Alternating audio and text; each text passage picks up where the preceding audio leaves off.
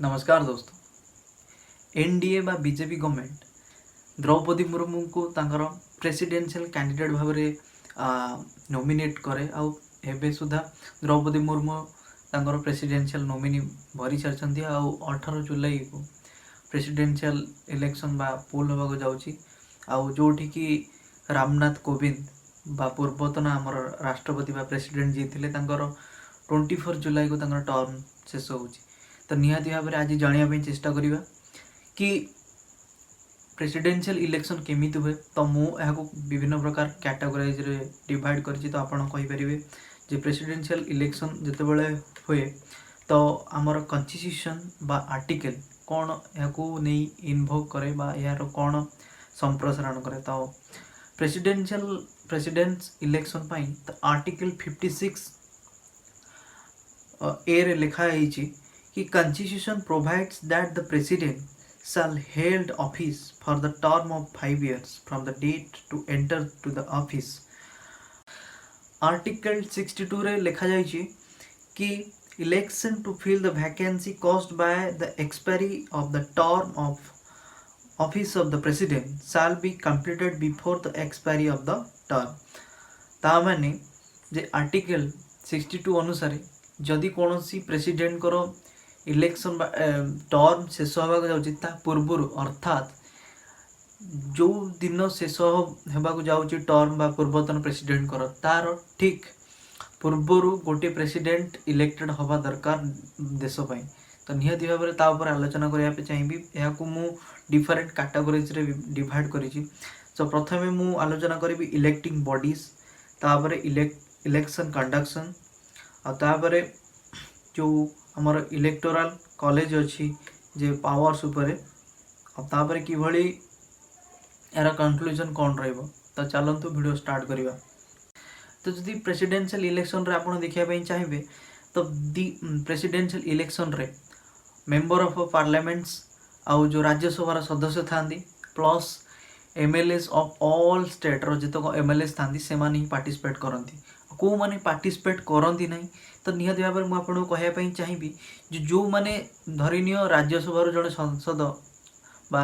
लोकसभा जड़े सांसद नॉमिनेटेड हेले प्रेसिडेंट कैंडिडेट्स पे तो सही कैंडिडेट जो भी इलेक्टेड होते मेंबर ऑफ पार्लियामेंट रो बा राज्यसभा से केबे हेले भी वोट तांकर मत व्यक्त करें ना अकॉर्डिंग टू द 62 कन्स्टिट्यूशन 62 जो आर्टिकल अच्छी। तो आउ मध्य जो राज्यसभार समस्त विधानसभार सदस्य मैंने एथर भाग नहीं पारती किंतु जो विधान परिषद बा स्टेट लेजिस्लेटिव काउंसिल जो मैंने सदस्य से माने भाग नहीं पारे ना। एतद व्यतीत दिल्ली आ पुडुचेरी जो एमएलएस अच्छा से माने इलेक्टोरल पोल रे भाग नहीं पारे। तो जदि आम संक्षिप्त कहवाई चाहिए तो मेंबर ऑफ पार्लियामेंट्स जो भी पार्लियामेंट हाउस जितक बॉडीज अच्छा अपर हाउस और लोअर हाउस प्लस दिल्ली और पुडुचेरी एमएलएस माने तो प्रेसिडेंशियल इलेक्शन रे भाग नियंती।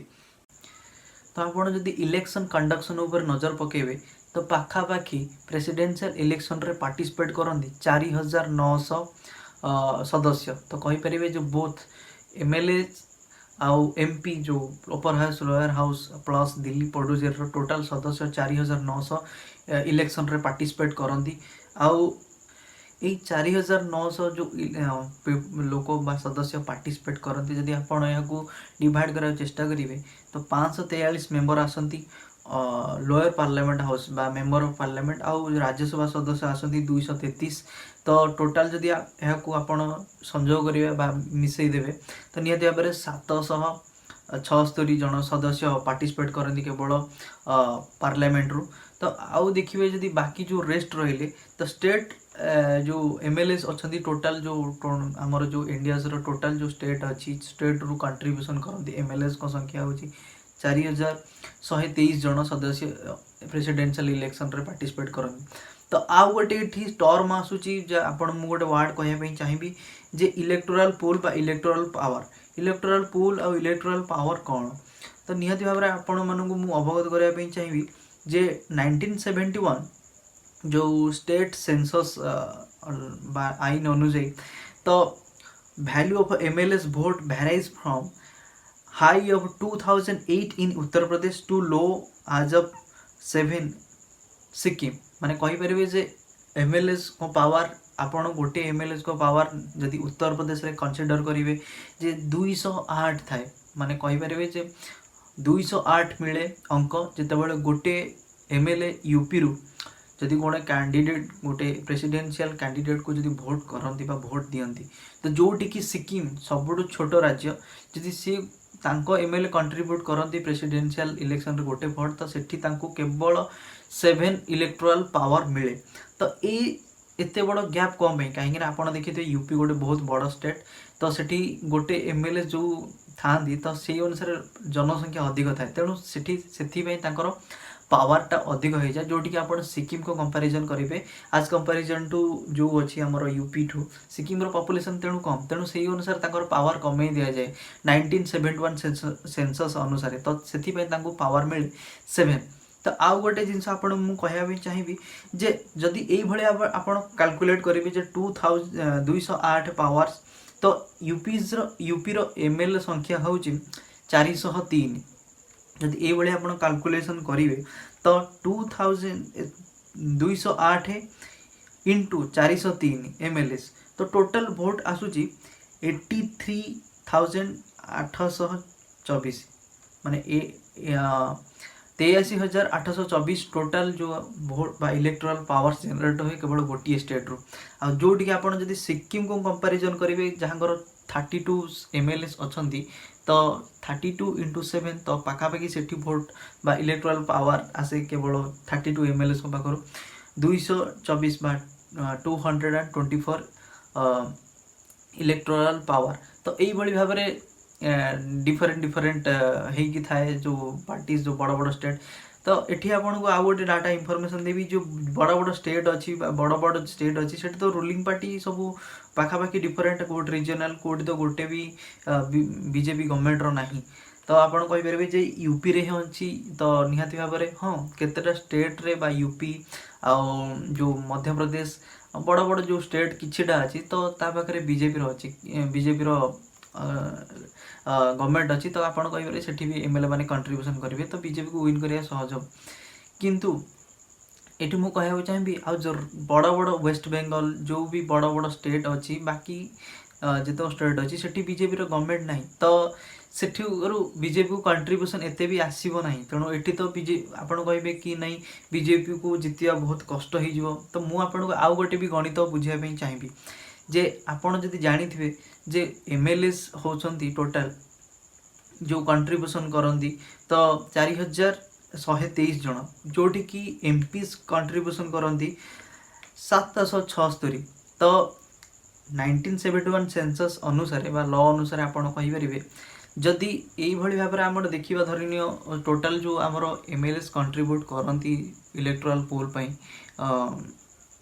तांकर टोटाल पावर आसे 5,43,000 इलेक्टोरल पावर तो सही अनुसार तो आपण कहे जे ये तो बहुत अधिक हो जाऊँ किंतु मु आपको ये गोटे इनफॉर्म करने चाहिए जे जेति एमएलए को पावर जीति थाए तो सही अनुसार एमपी जो लोअर हाउस बा अपर हाउस से पावर से रहा निहाती दरकार तो से आपड़ कहींपारे 5,43,000 टोटाल जो पावर अच्छी डिवाइडेड बाय 776 टोटाल जो लोअर हाउस बा अपर हाउस रो जो मेंबर अच्छा तो आपड़ जदि यही भाव में कैलकुलेशन करेंगे तो निहाती भाव में आपड़ पाइपर कि गोटे एमपी रो पावर हूँ 700 इलेक्ट्राल पोल तो सही अनुसार आपड़ जदि 700 इंटू 700 जो अच्छी 76 तो आपड़ जदि से अनुसार कैलकुलेशन करेंगे तो पाखापाखि एमएलए मानकर कंट्रीब्यूशन आसूची 10 लाख समथिंग तो यही भाव में एमपी मानकर जो भोट कैपेसिटी बढ़ी जाए तो आपण मानको आउ गोटे इनफॉरमेशन दबा चाहिए जे 2019 जो इलेक्शन होता से पाखापाखि एनडीए गवर्नमेंट रो मेजोरिटी संख्या बा गवर्नमेंट एमपी को संख्या था 374 तो सही अनुसार लीड कर क्षमता बीजेपी रो अधिक रोचे जोटी कि एनडीए गवर्नमेंट रो टोटाल एमपी संख्या हूँ 110 तो आउ गोटे इनफॉरमेशन मुझे दबाक चाहिए जे जदि सीना एमपी बा डिफरेन्स रहा किंतु जो राज्यसभा सदस्य अच्छा तो से अपोजिशन पाखे पाखापाखि अच्छी 124 बा इंडियन नेशनल कांग्रेस पाखे अच्छी 124 जोटि की जो लीडिंग पार्टी बा एनडीए गवर्नमेंट पाखे अच्छी मात्र 110 तो यही अनुसार डिफरेन्स निहाती आसूची 223 टी सीट मध्य तो निहाती भाव में आप इंटरेस्टिंगली कहते जे एठी विन किए कर तो निहाती भाव आपको इनफर्मेशन देवी जदि आपड़ जदि भाव में जदि रफली गोटे मैथमेटिकल कैलकुलेशन करेंगे तो एनडीए कैंडिडेट्स अच्छा द्रौपदी मुर्मू पाखापाखि 5,43,000 इलेक्ट्राल पावर मिल जाए तो से अनुसार सी विन कर क्षमता अधिक आसी जाऊँगी आउ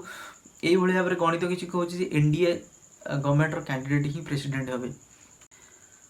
आपण मन आउ गोटे इनफर्मेशन अवगत कराया चाहिए जे एनडीए बा भाजपा बा BJP government candidates Draupadi Murmu कहीं से बाछिले कहीं ना आपड़ देखिए बहुत बड़ बड़ तुंग नेता थिले बहुत चर्चा होता श्री वेंकैया नायडू जो भी वाइस प्रेसिडेंट अच्छा प्रेसिडेंशियल कैंडिडेट करें किंतु एटी एनडीए गवर्नमेंट बा बीजेपी गवर्नमेंट कौन पे एत बड़ ट्रम्प कार्ड खेला जे द्रौपदी मुर्मू को ही निजर प्रेसिडेंट कैंडिडेट कहीं बाछिला तो या पछरे मु दुईटा फैक्ट आपको बताइए चाहिए जे बेसिकली द्रौपदी मुर्मू जड़े ट्राइबाल बा आदिवासी संप्रदायर जड़े महिला अच्छा तो जोटि की आपड़ कहींपर पाखापाखि 10.3 करोड्स लोक बर्तमान आपड़ कहींपर ट्राइबाल संप्रदायर जितक सब इंडिया लोक अच्छे तो कह गले पाखापाखि 10% सपोर्ट मिल गोटे जिनस कि जो भी बर्तमान आप देखुवे वेस्ट रिजन टू बा ईस्ट रिजन रे पाखापाखि राउटिंग बा जो जाति भेद संप्रदाय को देखिकी बा रिलीजन बेसिक से जो राउटिंग हुए बा हिंसाकांड हुए बहुत कम थे आज कंपैरिजन टू वेस्ट रीजन तो माइट बी फॉर्मूला माने कहि परबे जे सेही फॉर्मूला बेसिक रे मोदी बोधे पिक करिसेंती आउ एटा भी गोटे बहुत बड़ कार्ड खेली प्रेसिडेंशियल इलेक्शन रे जेहेतु आज पर्यंत कौन सी ट्राइबल प्रेसिडेंट कहीं भी सिलेक्टेड हो नथिले तो देशर प्रथम ट्राइबल प्रेसिडेंट महिला भाव में तो से बोधे ट्राइबल कम्युनिटी आसती आ देशर प्रथम महिला ट्राइबल कम्युनिटी जे कि राष्ट्रपति भाव नियुक्ति पाइबे तो निहाती भाव में यहाँ गोटे बहुत बड़ कथा आज ओडिया आपण मैंने भी निहाती भाव में गर्व करवा उचित आउ निहाती भाव में उत्साहित हवा दरकार कहीं जेहेतु जड़े महिला ओडिशार गोटे छोट जनबसती आसी एत बड़ राष्ट्रपति देशर सर्वोच्च पद पर्यंत तांकर जो यात्रा बा सफर निहाती भाव में यह स्वागत योग्य आपण कहींपर जे निहाती भाव तांको चिरशत बा शत शत प्रणाम करने योग्य विवेचित कर तो आउ गोटे इनफर्मेशन आपको दवाक चाहिए विगत जदि आप मोदी गवर्नमेंट बा मोदी जो रिजाइम तांकर अच्छी जदि आपण एनालिसिस करेंगे तो निहती भाव में आप कोठी ना कोठी पाइबे जे प्रत्येक ओडियांकर दबदबा किछि ना किछि रही